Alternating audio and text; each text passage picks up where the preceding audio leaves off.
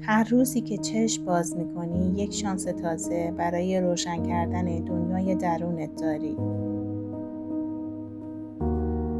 ذهن روشن مثل خورشید راه رو بهت نشون میده.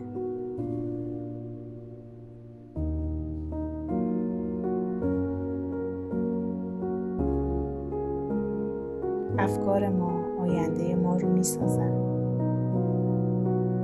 وقتی یاد میگیری روی افکار مثبت تمرکز کنی، کم کم جهان بیرونت شروع میکنه تغییر کردن.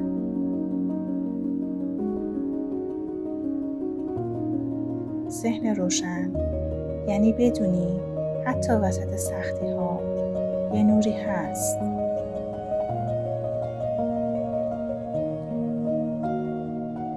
یه صدای آروم درونت که میگه ادامه بده، تو میتونی.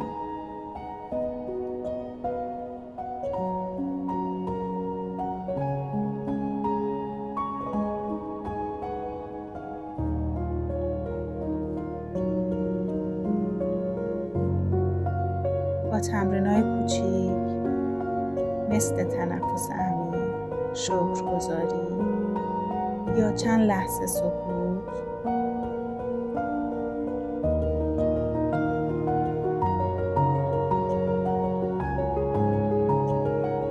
تو میتونی قدرت ذهنت رو دوباره پیدا کنی.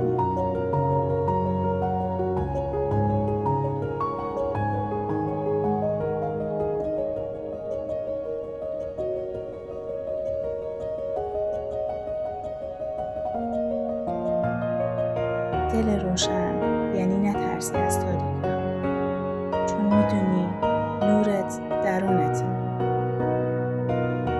و همین نور میتونه زندگی خیلی ها رو روشن کنه. از همین امروز با خودت مهربون تر باش. ممنون که همراه من بودید.